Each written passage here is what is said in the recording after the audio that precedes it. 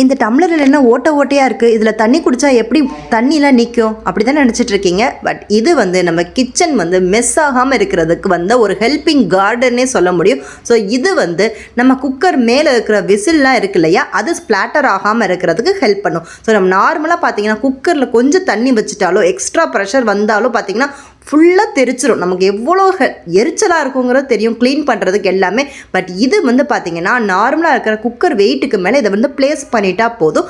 உங்கள் குக்கர் நல்ல விசில் வரும், சவுண்டு கேளுங்க.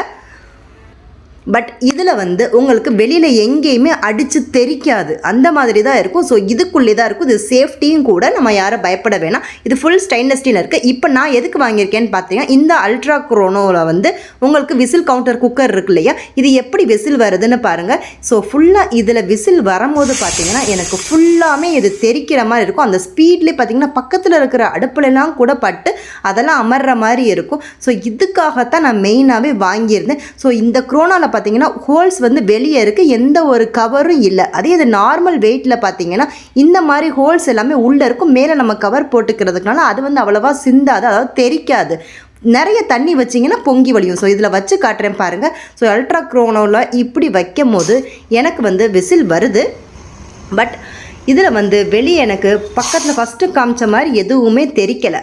ஆனால் தண்ணி பொங்கி வலியும் அப்படின்னா அது வலியத்தான் செய்யும். நீங்கள் தண்ணியை குறைச்சி தான் வைக்கணும். கொஞ்சம் மெஸ்ஸி ஆகாமல் சைடில் செவுத்தில் டைல்ஸில் எங்கேயுமே தெரிக்காது. ஸோ இது உள்ளே வந்துடுறதுனால எனக்கு ரொம்ப சேஃப்டியாக இருக்குது. ஸோ முடிச்சதுக்கப்புறம் சூடாக இருக்கும் டம்ளர், அது சில்வருங்கிறதுனால. ஸோ எடுத்து பார்த்தீங்கன்னா உள்ளே எப்படி இருக்குன்னு பாருங்கள். ஸோ வெளியே எங்கேயுமே தெரிக்கலை. நமக்கு இந்த டம்ளரை மட்டும் க்ளீன் பண்ணாலே போதும், சுற்றி எந்த இடமும் ஆகாது. ஸோ இதில் இப்போ க்ளோஸ் பண்ணி திரும்பி வச்சுக்கலாம் நீங்கள். ஸோ இது ஸ்டெயின்லெஸ் ஸ்டீலுங்கிறதுனால உங்களுக்கு கழுவுறதுக்கு மெயின்டைன் பண்ணுறதுக்கு இது எல்லாமே ரொம்ப ஈஸியாக இருக்கும். இது ஹேண்ட் வாஷும் பண்ணிக்கலாம், அதே சமயம் நீங்கள் டிஷ் வாஷர்லேயும் போட்டுக்கலாம். ஸோ இந்த ப்ராடக்ட்டோட லிங்க்குக்கு கமெண்ட் பண்ணுங்கள். வாட்ஸ்அப் குரூப்லேயும் லிங்க்கை பின் பண்ணி வைக்கிறேன், நீங்கள் ஜாயின் பண்ணிக்கோங்க.